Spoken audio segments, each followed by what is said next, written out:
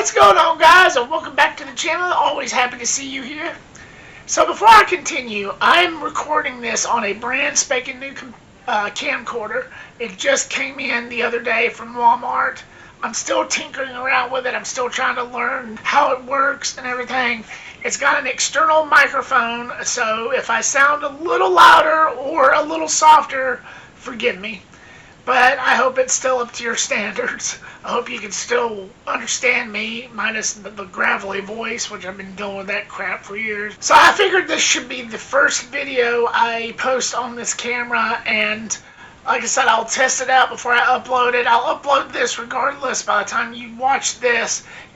Obviously it's uploaded, but I'm going to make sure that this works properly, and this makes the second new camera that I went through. The first one was a dud. It just wasn't working for me, so just wanted to throw that out real quick and wanted to get that out of the way, just in case you notice anything that's a little off or a little different from the other videos. So if you don't know, now you know, the quote Biggie Small. Welcome to my review of Novocaine, a film to which my excitement level and my hype was all the way up here.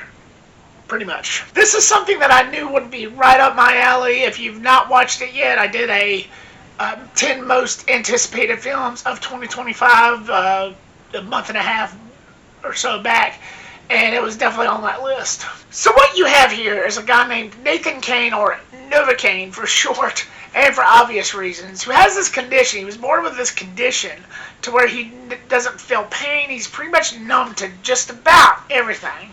So after his girlfriend is kidnapped during a bank robbery, he is forced to go after her to rescue her while taking down these crooks, which turns this into this off-the-chain, really balls-to-the-wall action flick that I knew from the moment that I watched the trailers. I knew this would be right up my alley. This would be one of those off-the-chain, stupid but in a good way, just one of those that where you would just have to suspend all your beliefs and everything logically in order for you to enjoy this. And damn it, that's the very definition of Novocaine. Like I said, this is one of those off-the-chain, wacky, go-for-broke type of action films that I'm surprised Brian Taylor and Mark Neveldine, who gave us the Crank films, Gamer, Ghost Rider, Spirit of Vengeance, I'm surprised that duo didn't do this. Because this is exactly something that I pretty much, if it hadn't been released by different directors, if this did not exist under the directors that it has been made by, I definitely see another reality, another alternate version of this film being directed by the Crank guys, by Neveldine and Taylor. Not that I'm complaining. I think Berk and Robert Olsen did a really good job at directing this. But I really do see Mark Neveldine and Brian Taylor doing this in another reality. This is just something that seems like would be right up their directing career, because of just how wacky it is and how off the chain that this film came off. But after watching the film realistically and thinking logically, even though this is by far not a logical film whatsoever, but in my logical mind, I can't see this movie being done any other way, especially after watching the film, especially how this directing duo did this film. I can't see it being done any other way. Starting off with the positives and strap in, there's a lot here. Again, this is one of those off-the-chain, wacky, balls-to-the-wall, doesn't hold anything back type of action comedy films that I feel like it balances out actually pretty well. I feel like it wasn't really trying that hard, especially with all the crazy, wacky, ridiculous events that unfolded. Like, for instance, with the Novocaine character, with the Nathan character, with Jack Quaid's character, you get this nice little monologue at the beginning that explains everything as to why he is the way he is, why he doesn't feel pain, and why none of that bothers him. And they never give you a reason to doubt him. It really kind of takes you to an emotional side and just kind of a deep, sympathetic take on this character, to where, like, I wouldn't want to be in this guy's shoes, because when you feel pain, that's your body's way of telling you something's wrong, and if you don't know, then that's going to create more problems ahead. So, in a way, I think the film does a really good job at that. It does a really good job at just making you feel for this character, especially for that reason alone. Though the explanation he gives when he goes into detail is a little bit far-fetched. I'm not sure if such a condition actually exists. I know you use Novocaine at the dentist office and for like pain numbing for like surgeries, but as far as a condition that goes, I don't know. I'm not a doctor. I'm not medically inclined, but I don't know. But again, that's one of those, like I said before, that's one of those where you have to expand your horizon and really subvert your expectations to the logical part of your brain, shut that part off, and it just, yeah, because that happens a lot in this film. You just have to expand your expectations as to a lot of things that this film shows. But again, I still felt that monologue, that part of this film was concrete to the point of the story, to where the story was going and what we were in for, what we were headed for. And I thought they did a really good job at delivering that. Speaking of Jack Quaid, once again, he delivered. God, that guy's popping up everywhere. And you know, I just found out, maybe days before recording this, that he is Dennis Quaid's son, which I know a lot of you are probably thinking, well, duh, well, I was late to the party. What can I say? Sue me. But I thought that was pretty interesting as well, for those of you who actually didn't know. So, Jack Quaid, another solid performance. And again, I've touched on this just slightly, but it's one of those characters in this film that you can relate to. Not with the pain thing, but on the emotional side, on the emotional level of this character. He's the kind of guy that is really nice. That's mainly the reason why you could probably relate to him, especially if you're nice, especially if you're one of those nice people. But has a sort of a punisher, sort of a vengeful side. You know, like they say, it's always the quiet ones, it's always the nicest ones that has the most bite. Like, he can be your best friend or your worst enemy, and believe me, to these crooks, to these antagonists, he's the worst enemy. He's a nice guy, but don't cross him, whatever you do. Especially with the condition he's got, so you can't really hurt him, so he's kind of like the Terminator, in a way. I know that's a weird comparison, but still. He will bust you up if you get in his way, and he does this all for love. Which is the most powerful thing. And I thought that they did a really good job at executing that particular concept. And also, speaking of, the chemistry between Jack Quaid and Amber Midthunder was right on spot. They were great. I thought they did a really good job at making you care for these characters. Not only for Jack Quaid's character, all the shit he deals with what the love interest in Amber Midthunder, especially what happens to her later on. You just got that great character build-up, especially with the monologue I mentioned earlier. And then you get this whole message within this film about scars, about how we as people have a bunch of scars that we're just trying to share with someone else. And just trying to have that connection. Just letting everybody know that you're not alone whenever you have the type of scars that these characters did. And I thought that went over really well. I thought that was executed very well. I thought that was brought over really well in this film. And again, I thought that only added to the strength of what these characters brought.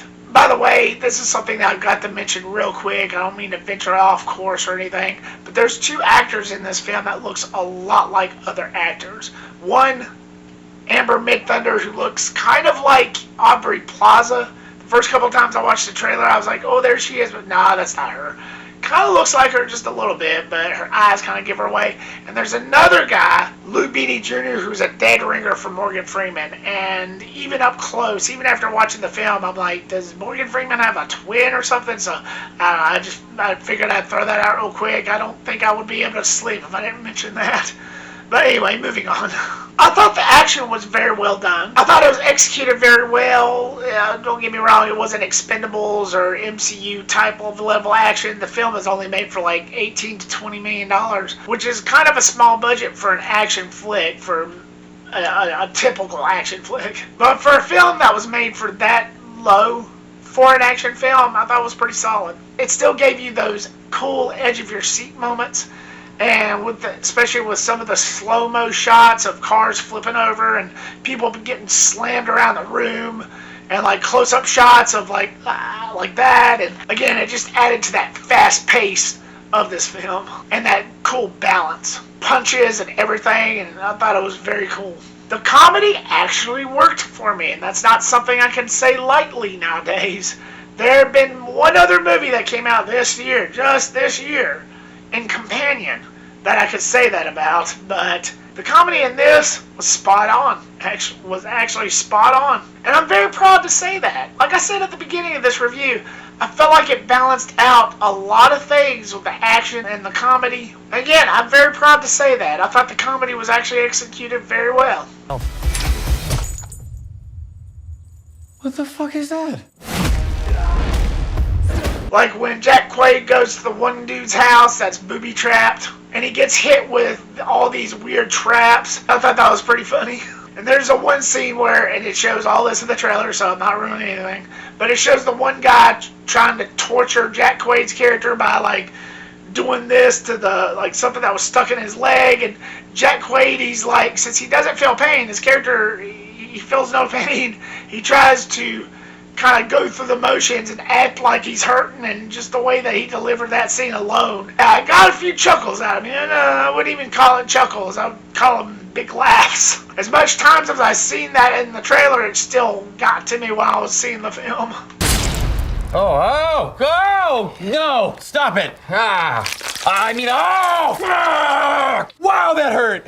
That one hurt the most. But the comedy was spot on, and I'm very happy to say that. There's not very many times that I can actually say that about a film nowadays. You even get Jacob Batalon, who plays the online gaming friend for Jack Quaid's character, who was also in the Spider-Man trilogy, the Homecoming trilogy, and in last year's Terror, or was that last year or 2 years ago? Anyway, he even adds on to the comedy, and I thought he was pretty cool.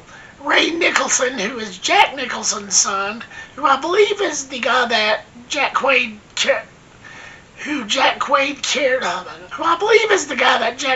fights at the end, the main bank robber.